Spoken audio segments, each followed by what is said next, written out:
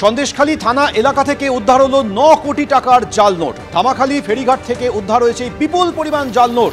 ইতিমধ্যে এই ঘটনায় দুজনকে গ্রেপ্তার করা হয়েছে। ধৃতদের নাম সিরাজউদ্দিন মোল্লা এবং দেবব্রত চক্রবর্তী। বড় ধরনের অপরাধ সংগঠিত করার উদ্দেশ্যে জড়ো হয়েছিল ধৃতরা, পুলিশ এমনই মনে করছে। সন্দেশখালী থানা এলাকা থেকে উদ্ধার হয়েছে 9 কোটি টাকার জাল নোট। ধামাখালী ফেরিঘাট থেকে এই বিপুল পরিমাণ জাল নোট পাওয়া গিয়েছে। এই ঘটনায় ইতিমধ্যে দুজনকে গ্রেপ্তার করা হয়েছে। যে দুজনের ছবি দেখছেন এদের নাম সিরাজউদ্দিন মোল্লা এবং দেবব্রত চক্রবর্তী। বড় ধরনের অপরাধ সংগঠিত করার উদ্দেশ্যে জড়ো হয়েছিল ধৃতরা বলে পুলিশ সূত্রে জানা যাচ্ছে।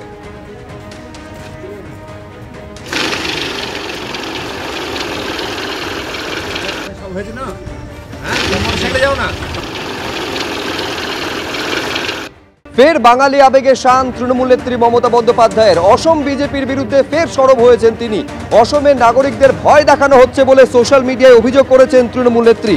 তিনি বলছেন, কথা বলার নিরিখে দেশে দ্বিতীয় স্থানে রয়েছে বাংলা, অসমেও দ্বিতীয় স্থানে। সাধারণ মানুষ সব ভাষাকে সম্মান করে এবং শান্তিতে থাকতে চান। নাগরিকদের ভয় দেখানো বৈষম্যমূলক এবং অসাংবিধানিক আচরণ। অসমে বিজেপির এই বৈষম্যমূলক নীতি সহ্যের সীমা অতিক্রম করেছে।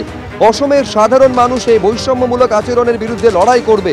ভাষা, পরিচয় এবং গণতান্ত্রিক অধিকারের জন্য যারা লড়ছেন তাদের পাশে রয়েছি। সোশ্যাল মিডিয়ায় বার্তা মমতা বন্দ্যোপাধ্যায়ের।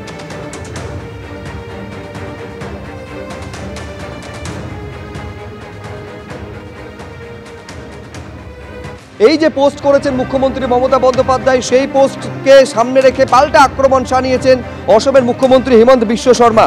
যেখানে তিনি বলছেন, দিদি আপনাকে মনে করিয়ে দিতে চাই আমরা নিজেদের সঙ্গে লড়ছি না, আমরা সীমান্ত দিয়ে মুসলিম অনুপ্রবেশের বিরুদ্ধে লড়াই করছি। মুসলিম অনুপ্রবেশ জনবিন্যাস পাল্টে দেওয়ার পরিস্থিতি তৈরি করেছে। কিছু জেলায় হিন্দুরা সংখ্যালঘু হওয়ার মতন পরিস্থিতি তৈরি হয়েছে। এটা কোনো রকম রাজনৈতিক ভাষ্য নয়, এটাই বাস্তবতা। আমরা এর বিরুদ্ধে লড়াই করছি আর আপনি এটাকে রাজনীতিকরণ করছেন। দিদি আপনি বাংলার ভবিষ্যতের সঙ্গে সমঝোতা করছেন, ভোট ব্যাংকের রাজনীতির জন্য একটি সম্প্রদায়কে তোষণ করছেন, শুধু ক্ষমতায় থাকার জন্য সীমান্তে অনুপ্রবেশ নিয়ে নীরব থাকছেন। সোশ্যাল মিডিয়ায় পাল্টা আক্রমণ শানিয়েছেন অসমের মুখ্যমন্ত্রী।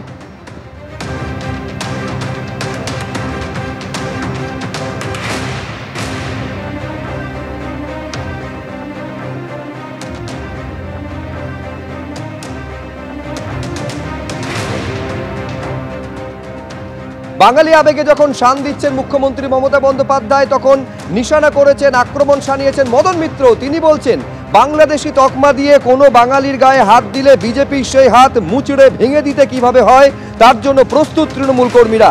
তিনি আরো বলছেন, যদি কেউ মনে করে বাঙালি বা বাংলার মানুষ প্রয়োজনে প্রতিবাদ করতে পারে না, তাহলে জেনে রেখে দিন, যেদিন একটা বাঙালির গায়ে বাংলাদেশি তকমা দিয়ে হাত পড়বে, বিজেপির হাতের মুঠো কেমনভাবে মুচড়ে ভেঙে দিতে হয় সেদিন, তার জন্য তৃণমূল কর্মীরা তৈরি রয়েছেন। এই মন্তব্য করেছেন মদন মিত্র 21শে জুলাই তৃণমূলের প্রস্তুতির সভার মঞ্চ থেকে। কি বলেছেন মদন মিত্র আপনাদের সামনে রাখবো, পাল্টা দিলীপ ঘোষ কি বলছেন দেখুন। বাংলা গান গাইতে পারে, বাংলা কবিতা লিখতে পারে, বাংলা ভালোবাসতে পারে, কিন্তু যদি কেউ মনে করে থাকেন যে বাঙালি বা বাংলার মানুষ